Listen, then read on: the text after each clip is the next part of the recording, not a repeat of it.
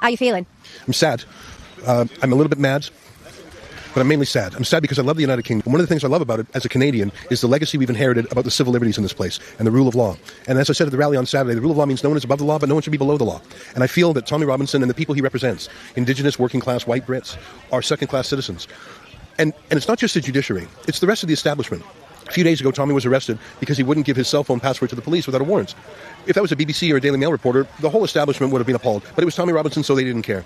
And today, Tommy Robinson, for a journalistic act, was found in contempt and sentenced to 18 months less 3 days. Now, he'll serve 9 months of that. But that's an astonishingly large sentence. 9 months of hard time in the most brutal prison in the United Kingdom, in the special handling unit, in solitary confinement.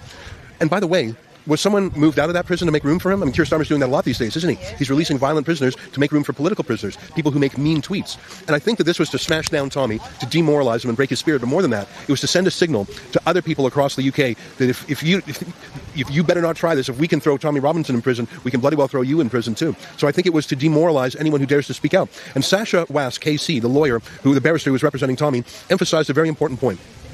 Tommy admits that he published that film, Silenced. He admits it. But nothing was done for his personal gain. Nothing was done to evade the law. Sasha Wass described other species of contempt of court. Perjury, lying under oath, being a false witness. Like there are certain kinds of contempt of court that betray a guilty mind. You were trying to get a leg up. You were trying to pull a fast one. That is not what this was. This was Tommy following what he in his heart believed was a public duty, the public interest to talk about the threat by certain Islamic refugees in this country, especially as it regards to young women.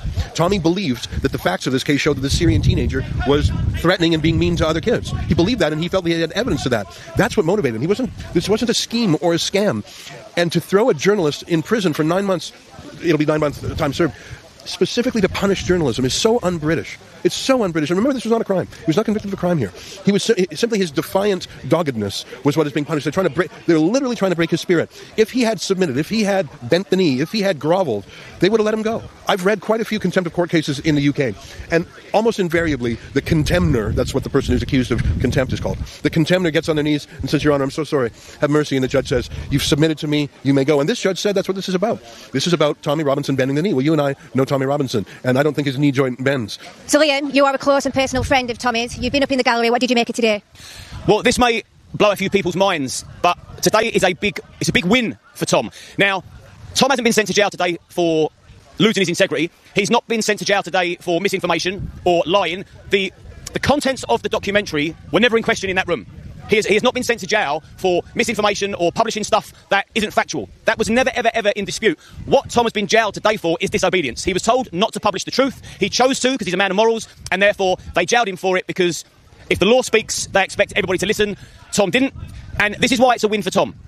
I've been back and forth to Spain for the last few years, keeping an eye on Tom's state of mind because it's been fragile. Tom's been doing jail time in his own mind. He's been a psychological prisoner for the last 4 years. The punishment is the process, and he's lived not knowing what he faces. So at least now that's put to bed. The unknown is a scary thing, especially when you're Tommy Robinson. You've got the entire establishment against you. I just got a text a moment ago from Tana Adelman, who was one of the solicitors, and it's just one line. Stephen, that's Tommy's real name. Stephen says to let you know he is completely fine.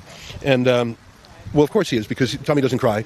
But this is heavy, and he's away from his loving kids. I mean, he loves those kids so much, and he's away from his projects. I understand why it's necessary for the courts to have authority. I understand why a court order ought to be obeyed. I understand that. But I also know that the penalties and the prosecutions of Tommy Robinson are disproportionate. And there was one moment, let me expand on this, Sammy, and then I'll let you go to talk to other people, but I want to give you one example.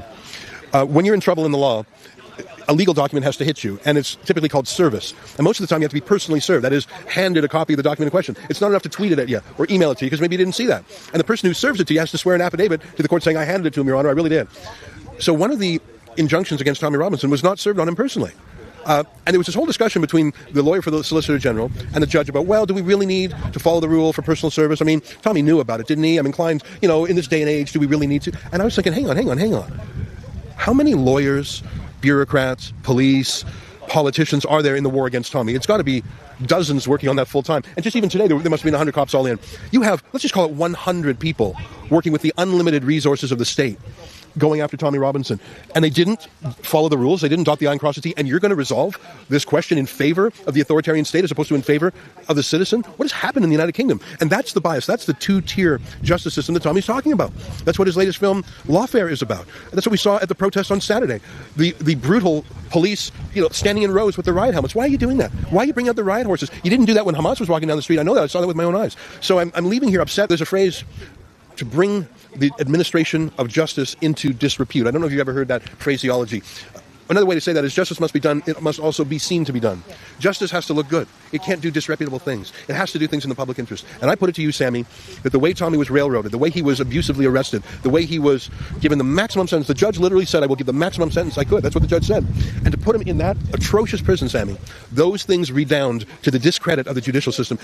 This contempt of court proceeding was all about maintaining the authority of the courts? Really? I think it murdered the reputation of the courts, because if the courts will do this to Tommy Robinson with a straight face and the wigs on, oh, so proper, I think they're killing their own reputation. And what will happen, Sammy, if ordinary working people in the UK no longer respect the courts because of things they're doing like this? The judge would say Tommy's refusal to abide by these censorship orders, that's what's bringing the law into disrepute. Well, and what's difficult for me and a lot of people in our country right now is that you have paedophiles that have been found guilty and walking free with no sentence, and that you have people with memes and playing a documentary, I think we spoke about this on Saturday, that are going to prison.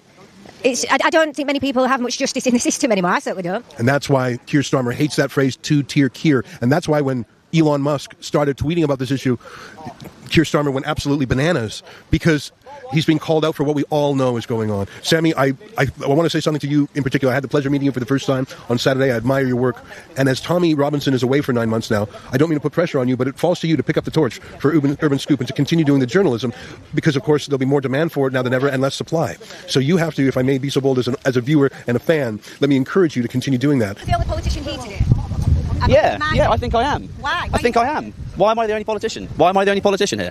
Why? What's happening? What's going on? Our patriots are being persecuted, our judiciary has been politicised, our curriculums have been politicised, and the leading front party, Reform, have shown that they are establishment, that they want the legacy media to love them, and they'll cuck to hope not hate, far-left communist organisation. What's happening? Great news for me. Happy to be here. What did you make of what's happened today in court, 18 months? In terms of the specifics, obviously I can't go into detail. I have watched the documentary. I can't go into specifics. What I do know is that there's no question about it, that those political dissidents under far-left tyrannical regime are now being persecuted. So today, this is bigger than me, it's bigger than Tommy, it's bigger than the party.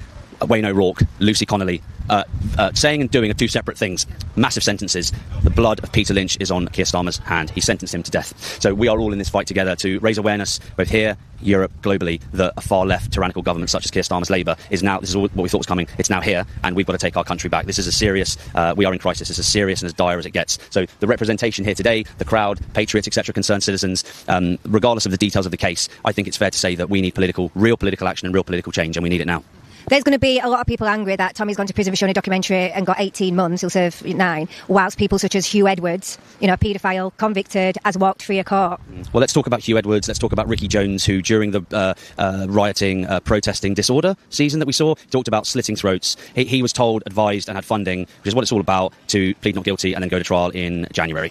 And at that time, the political environment will be completely different. Whereas I went and covered one case where 7 individuals who were involved in a violent disorder at Winchester Crown Court, and I covered that. The 6 that pleaded guilty, they're in prison now. And we have a massive issue with radical Islam and Islamist wings in the prisons in UK. The chap who I knew and spoke to, who said, I'm not guilty, he pleaded not guilty, and he was released. He's bailed to go back to court. So the reality is that in the heat of the protests and the disorder, there was this enormous pressure on people by the judiciary and by the lawyers to say, you're guilty, go to prison. Well, as we've seen in the case of Peter Lynch, God rest his soul, he's now dead.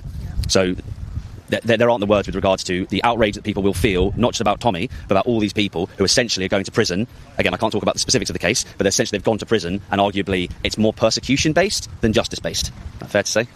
So what is next for you then? I know you came on Saturday to meet with Tommy. Are you still going to support him? Yeah, absolutely. So all patriots are welcome at UKIP. We won't turn our back on patriots. So the offer was extended months ago, and that's extended to all those people who want to back a political party that believes in truth, bravery, courage, and fearless leadership. The door's open, and we welcome everyone back to UKIP, back home. Well, thank you for your time. I know you have a good day. Thank you. Cheers, guys.